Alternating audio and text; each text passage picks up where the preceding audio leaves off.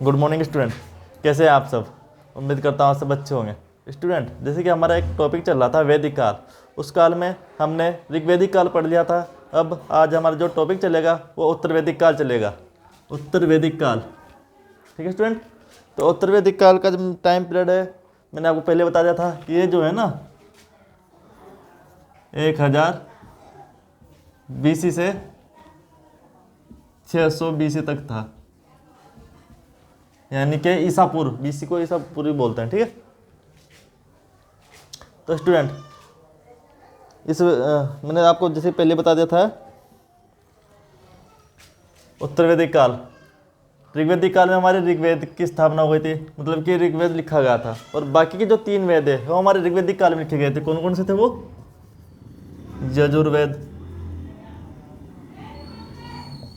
यजुर्वेद, श्यामवेद और अथर्ववेद, ठीक। सामवेद, यजुर्वेद, सामवेद और अथर्ववेद, ये 3 वेद हमारे उत्तर वैदिक काल में लिखे गए थे, ठीक है। ऋग्वैदिक काल को इसलिए ही ऋग्वैदिक काल बोला गया क्योंकि उसमें ऋग्वेद की स्थापना हुई थी, तो मतलब कि लिखा गया था। और इसमें 3 वेद दिए, यजुर्वेद, सामवेद और अथर्ववेद, इनका वो हो गया था, ये लिखे गए थे, जिसको उत्तर वैदिक काल, ठीक है। अब इतना बता देता हूँ मैं आपको ना।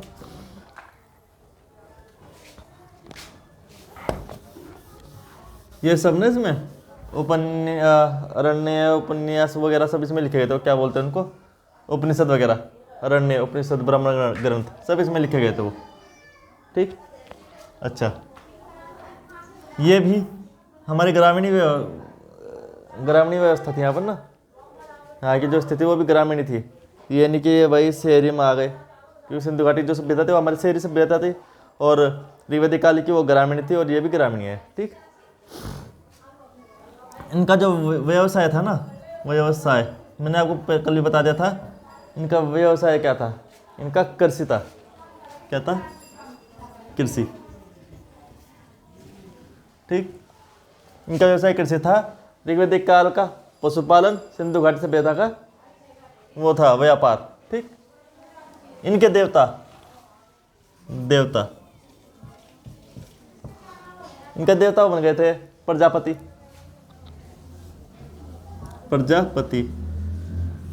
ठीक। ऋग्वैदिक काल में इंद्र थे, और सिंधु घाटी की सभ्यता में वो थे पशुपतिनाथ, ठीक। ये मैंने आपको तीनों बता दिए। व्यवसाय कृषि, प्रजापति, और क्या था? टाइम पीरियड इनका हो गया। और ये ना इनकी जो वो थी पूजा, मतलब कि जो पूजा पाठ करने का जो तरीका था ना, वो बलि प्रथा थी। यहाँ पर पशुओं की बलि बहुत ज़्यादा दिया करते थे, पशु बलि। और जैसे कि हमारे उसमें थे ना ऋग्वैदिक काल में, उसमें घी के, चावल वगैरह के उनके दे देते थे बलि ना अग्नि में वो, और इसमें पशु बलि दिया जाने लगे, ठीक।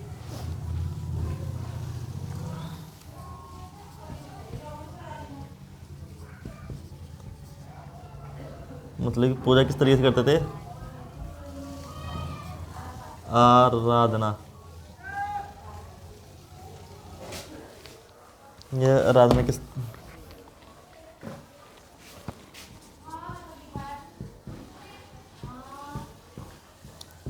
तरीके से करते थे? पशु बलि के द्वारा। पशु बलि आग में ना, मतलब कि वो हवन कर देता अग्नि में, उसमें मतलब पशु बलि वगैरह देते थे। कैसे देते थे वो उनको पता था, इतना हमें नहीं पता कि आग में डालते थे कि कैसे करते थे। हमें सिर्फ इतना पता है कि ये जो पशु बलि देते थे उसमें ना, ठीक। अब इसके बाद में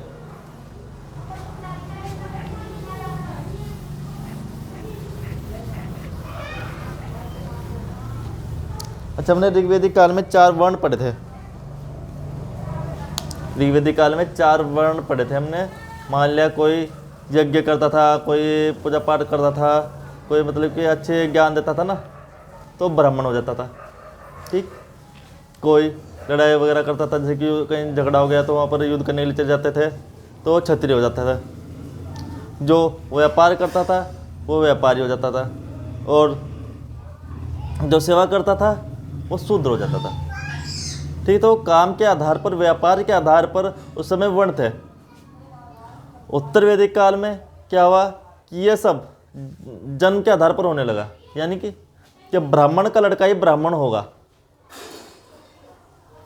क्षत्रिय का लड़का ही क्षत्रिय होगा, वैश्य का, व्यापारी का लड़का व्यापारी होगा, और शूद्र का लड़का चाहे जितना भी गुणवान हो, शूद्र का लड़का वो शूद्र है तो शूद्र ही रहेगा। वो चाहे उसके अंदर जितना भी ज्ञान हो, जितना भी टैलेंट भरा हो उसके अंदर, वो शूद्र है तो शूद्र ही रहेगा, क्योंकि वो शूद्र के यहाँ जन्म लिया उसने।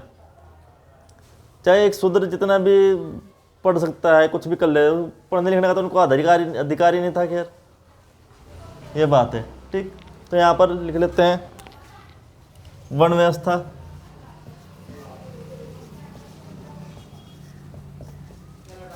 जन्म के आधार पर हो गई थी, जन्म के आधार पर हो गई थी।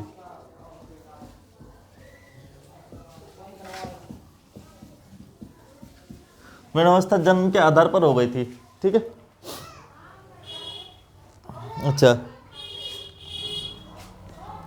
जो हमारा ऋग्वेद था, वो ऋग्वेदिक काल था, उसमें क्या था, राजा सिर्फ नाम मात्र का राजा था। ठीक है, राजा सिर्फ नाम मात्र का राजा था, लेकिन उत्तर वैदिक काल आया, इसमें राजा सर्वोपरि हो गया, सर्वे सर्वा हो गया। मतलब कि राजा के काफ़ी अधिकार आ गए, काफ़ी अधिकार राजा को मिल गए। राजा अब क्या हो गया, उसने ज़मीन को महत्व देना शुरू कर दिया, भूमि को, क्योंकि पहले कृषि पालन था, वो पशुपालन था।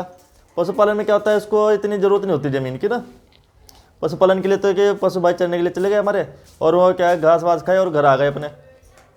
उस समय ज़मीन की इतनी वैल्यू नहीं थी, लेकिन जैसे जैसे हमारा वो उत्तर वैदिक काल आया, इसमें कृषि को वैल्यू दी गई। अब कृषि करने के लिए ज़मीन की ज़रूरत पड़ गई।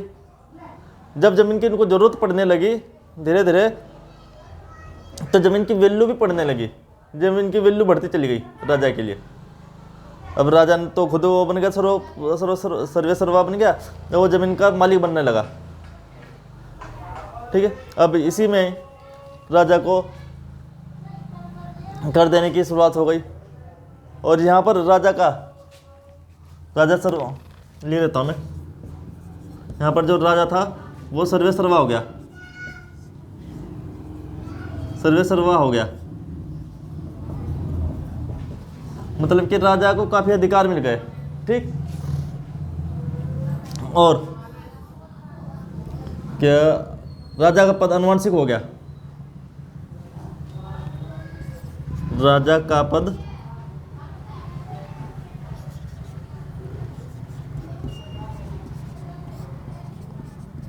अनुवांशिक हो गया, राजा का पद अनुवांशिक हो गया।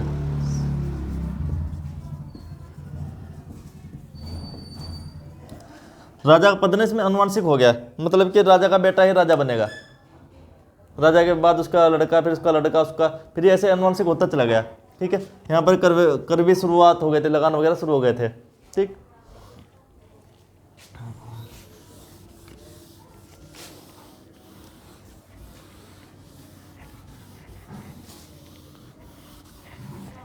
और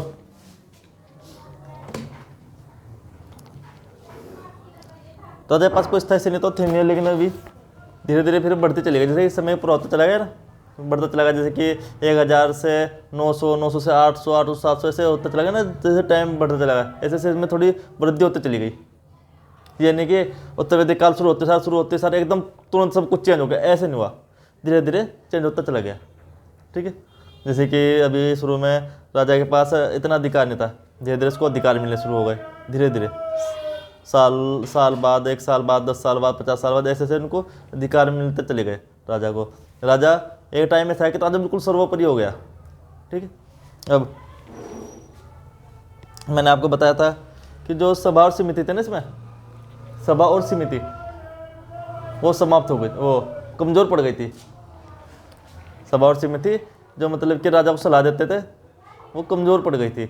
और इसमें जो एक विधत था, हमने सभा, समिति, विधत और गण, ये 4 बताए थे, जिनमें से गण तो समाप्त ही कर दिया था उन्होंने, सभा और समिति ये कमज़ोर पड़ गई थी काफ़ी। ठीक,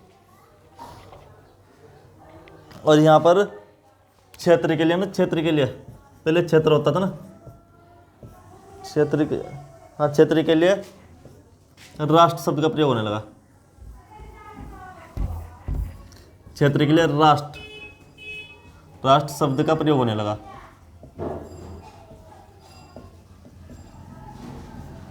राष्ट्र शब्द का प्रयोग होने लगा क्षेत्र के लिए ना,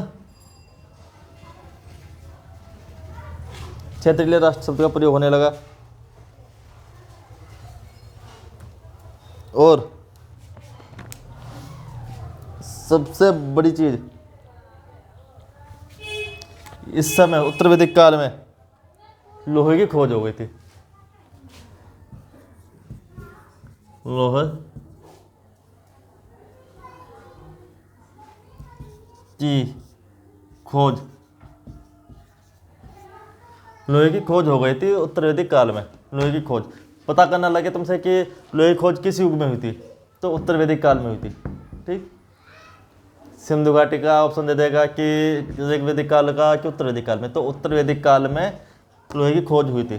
ठीक, अब यहाँ पर लोहे की खोज तो हुई थी, तो इसका मतलब ये नहीं है कि ये सारे काम अब लोहे से ही करने लगे। ठीक है, ये अपने वही इस्तेमाल करते थे लकड़ी का, जैसे कि हल होता ना, लकड़ी के हल से ही खेत जोतते थे। तो उससे क्या होता था कि खेती हमारी इस तरीके से नहीं हो पाती थी जिस तरीके से वो सोच रहे थे, इस तरीके से खेती नहीं होती थी। ज़मीन तो बढ़ गई थी, ज़मीन तो बढ़ा दी इन्होंने, अब इन्होंने क्या काम है, हल वही चला रहे, अब उतने ही लोग उसमें काम कर रहने लगे। पहले 5 बीघे ज़मीन में 5 आदमी काम कर रहे थे, अब 10 बीघे ज़मीन में 10 आदमी काम कर रहे, तो खर्चा उतना ही रहा। ठीक है, इसलिए कृषि में इतनी वृद्धि नहीं हो पाई क्योंकि उनके पास लोहे का तो इस्तेमाल करना नहीं आया था, उन पर ना लोहे का इस्तेमाल कि किस तरीके से, सही तरीके से करना नहीं आया था कि सही तरीके से कैसे करना चाहिए। वो मतलब कि अपने औजार तो बनाने शुरू कर देते थे, तलवार वगैरह, लेकिन उस सही तरीके से कि इसको अपने टेक्निकल काम में किस तरीके से लाए, खेती में किस तरीके से लाए, वो नहीं सीख पाए थे। और सीख भी गए थे तो मतलब इन्होंने किया नहीं था, अगर सीख भी गए इनको आता भी था तो उन्होंने किया नहीं था। इसी कारण ये उत्तर वैदिक काल हमारा जो है ना ग्रामीण व्यवस्था रही ये पूरी, नहीं तो ये शहरी व्यवस्था में डेवलप हो सकती थी अगर ये लोहे का इस्तेमाल सही तरीके से करना सीख जाते। समझ गए, ये ग्रामीण ही व्यवस्था रही, क्योंकि किसी भी गांव को शहर बनने के लिए उसकी तकनीकी की आवश्यकता होती है और तकनीकी का इस्तेमाल ये कर नहीं रहे थे। ठीक, अब ओके हो गया। अच्छा, लोहे की खोज हो गई थी। लोहे को क्या बोलते थे उस समय, लोहे को तो हम आज के टाइम में बोलते हैं, उस समय बोलते थे इसको श्याम अयस्क, इसको श्याम अयस्क बोलते थे, या कृष्ण, या तो श्याम अयस्क बोलते थे, इसको कृष्ण अयस्क बोलते थे। ठीक, तांबे का मैंने शायद बता दिया था आपको, जब तांबे की ना सबसे पहले खोज जैसे सिंधु घाटी सभ्यता में होगी तो उसकी उस समय तांबे को क्या बोलते थे, बता दिया मैंने, आपको ना याद आया मुझे, तो बता दिया मैंने। तांबे को लोहित बोलते थे, लोहित अयस्क। ये तांबा मैंने पहले बता दिया आपको ना, पहले बता रखा है तांबे का भी लोहे का भी। ठीक है,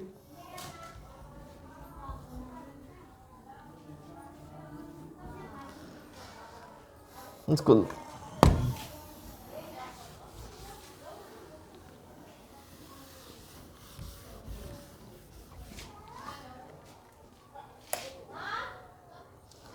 जो इसके जो हमारे ना, हमारे तो वैदिक काल में लोहे की खोज हो गई थी, उससे पहले में कहीं से साक्ष्य नहीं मिले थे।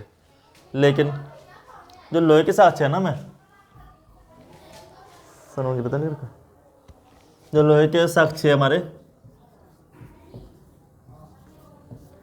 के साक्ष्य कहाँ से मिले हमें,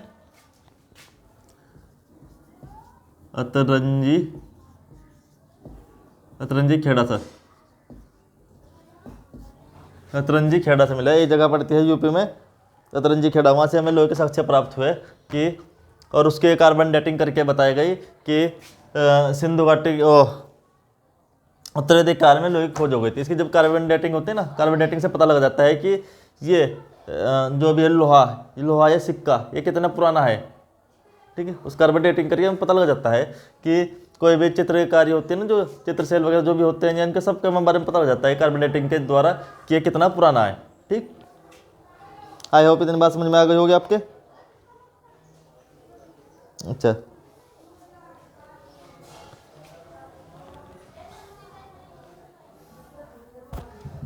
अच्छा यहाँ पर ना जो हल को कहा जाता था इस समय सीरा, और भूमि को कहा जाता था सीता। समझ गए? हल को कहा जाता था सीरा और भूमि को कहा जाता था सीता। लोहे के अतरंजी खेड़े से यूपी के अतरंजी खेड़े से लोहे के साक्ष्य प्राप्त हुए। लोहे को श्यामस कहा जाता था या कृष्ण अयस कहा जाता था। ठीक, लोहे की खोज हमें इसमें हुई थी उत्तर वैदिक काल में। इतना हो गया? ठीक है। अच्छा, जैसे कि हमारे यहाँ ना जब किसी की शादी वादी होती है ना, तो गोत्र के बारे में पता करते हैं कि तुम्हारा गोत्र क्या है, लड़के का गोत्र क्या है, लड़की का गोत्र क्या है, लड़के का गोत्र क्या है, लड़के के माँ का गोत्र क्या है, उसके पिता का गोत्र क्या है, ये पता करते हैं हमारे से ना जब शादी होती है। तो जो हमारे यहाँ गोत्र व्यवस्था का जो प्रचलन आया था ना, वो उत्तर वैदिक काल से ही आया था। गोत्र व्यवस्था का जो प्रचलन आया था वो उत्तर वैदिक काल से था। उत्तर वैदिक काल में, उत्तर वैदिक काल से ही गोत्र व्यवस्था प्रारंभ में आई। ठीक है, और यहाँ पर मनुष्य के 4 आश्रम दिखाए गए। 4 आश्रम मतलब कि एक व्यक्ति की उसकी 4 स्थिति, मतलब कि उसकी एज के हिसाब से कि किस एज में उसको क्या करना चाहिए, उसके 4 आश्रम बताए गए। अभी आपको सब समझ में आ जाएगा। ठीक,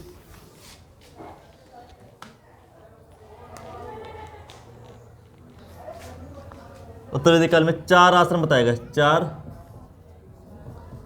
आश्रम दिखाई देते हैं, दिखाए गए बताए गए, दिखाए गए। ठीक है, 4 आश्रम दिखाए गए इसमें ना उत्तर वैदिक काल में। आश्रम का मतलब क्या है कि जैसे कि इंसान है ना, इंसान की उम्र को 100 वर्ष माना गया इसमें। एक इंसान की उम्र को 100 वर्ष माना गया, जिसमें 25-25 में डिवाइड किया गया उसको ना। 25-25 में 4 हिस्से कर देगा इसके, जैसे कि 1 से 25 वर्ष, 1 से 25 वर्ष की आयु होती है, जो इसमें मनुष्य को ब्रह्मचार्य रखना चाहिए। ब्रह्मचार्य का रखना चाहिए, मतलब ब्रह्मचार्य का रखना चाहिए। क्या बोलते इसको, मतलब ब्रह्मचार्य अपनाना चाहिए। कहने का मतलब ये है कि ब्रह्मचार्य अपनाना चाहिए। तो और उसमें ना इस स्थिति में, जैसे कि आज के टाइम में लड़कियों के पीछे भाग रहे लड़के, या लड़कियाँ लड़कों के पीछे भाग रही है, कुछ भी कर रही है, मतलब कि उनका पर्सनल मैटर है।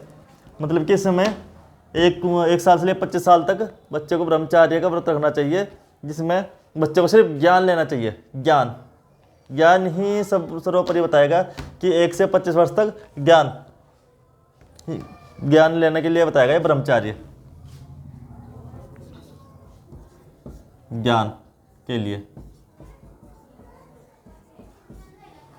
ठीक, ज्ञान प्राप्त करने के लिए। अब फिर हो जाते 26 से 50 वर्ष, इसको बताएगा गृहस्थ जीवन।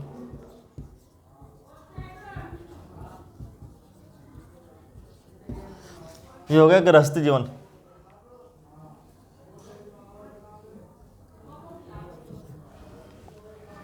छब्बीस से 50 वर्ष तक का होता है जो हमारा गृहस्थ जीवन, जिसमें 26 साल के उम्र में बच्चे के साथ विवाद हो जाते हैं। फिर इसको अपने परिवार को किस तरीके से चलाना है, किस तरीके से उनका पालन पोषण करना है, किस तरीके से हमें कमा के लाना है, वो सब होता आता है इसमें ना, गृहस्थ जीवन आ जाता है।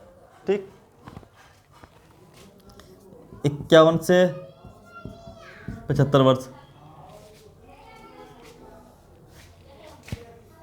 इसमें आ गया आपका वानप्रस्थ।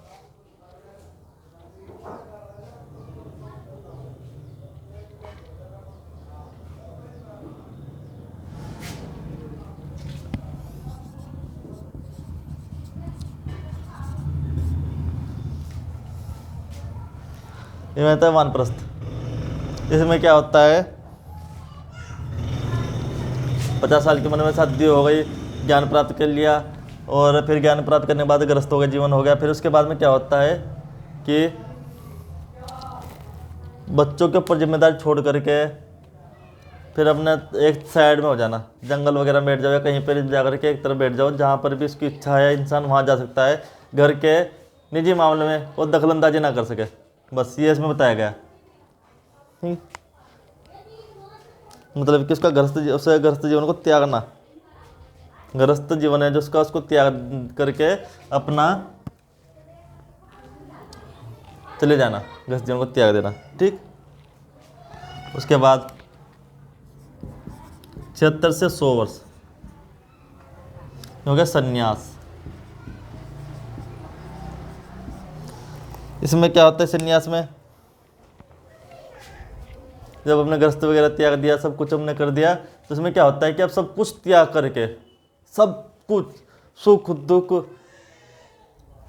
रिश्तेदार, घर परिवार, सब कुछ छोड़ करके एक संन्यास लेना चाहिए। बिल्कुल भगवान की भक्ति में लीन होना, भगवान की भक्ति में, उसको सिर्फ एक परमात्मा तक ही पहुंचने का बस मार्ग देखना चाहिए कि उसको परमात्मा तक कैसा पहुंचा जाए, किस तरीके से, इसको भगवान की भक्ति में लीन होना, बस ये दिखाएगा इसमें 76 से 100 वर्ष तक। ये इसको संन्यास आश्रम होगा। ठीक है,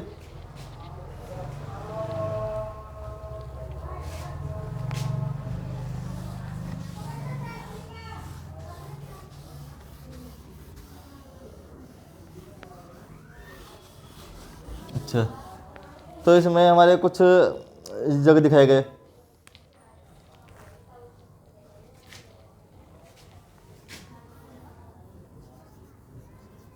मैंने कुछ यज्ञ का वर्णन है, यज्ञ एक तब यज्ञ और इनका उद्देश्य क्या होता था। ठीक, होता था राजसूय यज्ञ, राजसूय यज्ञ।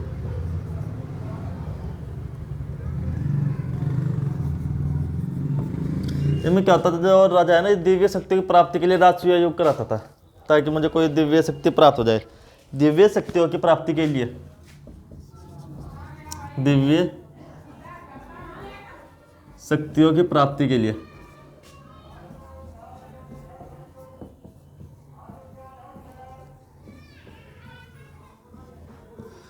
राजसूय योग होता था, दिव्य शक्तियों की प्राप्ति के लिए।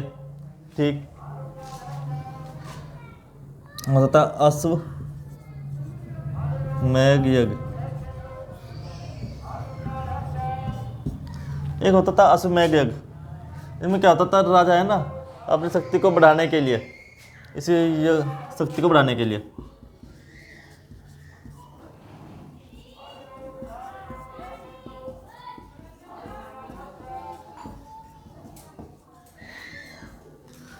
शक्ति को बढ़ाने के लिए, मतलब कैसे बढ़ाते थे, ये क्या होता था, अश्व का मतलब होता है घोड़ा। ठीक, तो जैसे क्या करते थे, एक घोड़े को तैयार करके, अश्व को तैयार करके बिल्कुल अच्छे तरीके से कि है कि उसके ऊपर मोर वगैरह मार देते थे कि ये इस राज्य का ही घोड़ा है। अब क्या होता था कि वो घोड़ा जिस भी राज्य से होकर निकलता था, जिस भी घोड़े वो जिस भी राज्य से, तो वो राज्य उसके अधीन हो जाता था, उसी राजा के जिसका घोड़ा था उसके अधीन हो जाता था वो राज्य ना। मतलब अपना करना खाना था तुम्हारे था, बस एक तुम्हारी अधीनता स्वीकार कर लेते थे वो। ठीक है, और जो उसको रोक लेता था, पकड़ लेता था, वो कहता कि तो उसको, राजा को उसके साथ में युद्ध करना होता था। क्यों? क्योंकि उसने उसका घोड़ा पकड़ा है, तो इसका मतलब है कि उसने उसकी अधीनता स्वीकार नहीं की राजा की। वो उससे युद्ध कर लेगा लेकिन उसकी अधीनता स्वीकार नहीं करेगा, ये होता था। अगर वो घोड़े को नहीं पकड़ता तो समझो कि उसने अधीनता स्वीकार कर ली।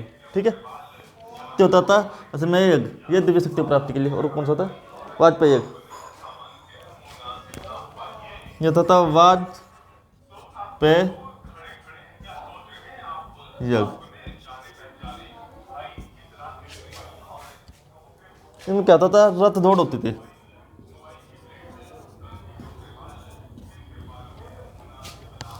रथ दौड़ होती थी इसमें ना, रथ दौड़ मतलब कि अलग अलग राजा के अलग अलग अपने अपने वो लेके आते थे, तांगे वगैरह रथ लेके आते थे, तो उसको क्या होता था, दौड़ होते थे, जिसका भी जीत जाता था वो बस वो जीत जाता था। ऐसा होता था, रथ दौड़ होती थी। ठीक,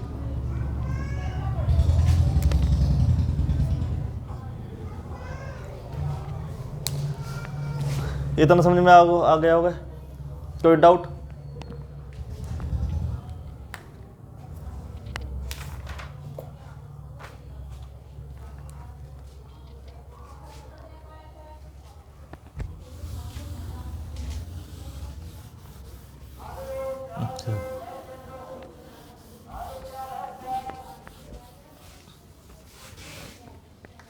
इसमें क्या होता था, ये जो यज्ञ होते थे ना, यज्ञ होते थे, यज्ञ में इसमें क्या होता था कि जो शूद्र और महिलाएं ये भाग नहीं ले सकती थी।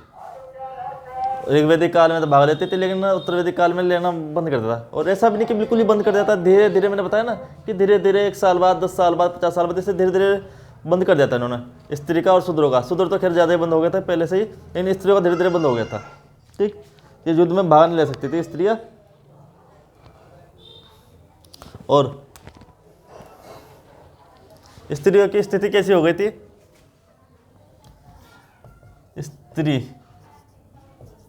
स्त्रियों की स्थिति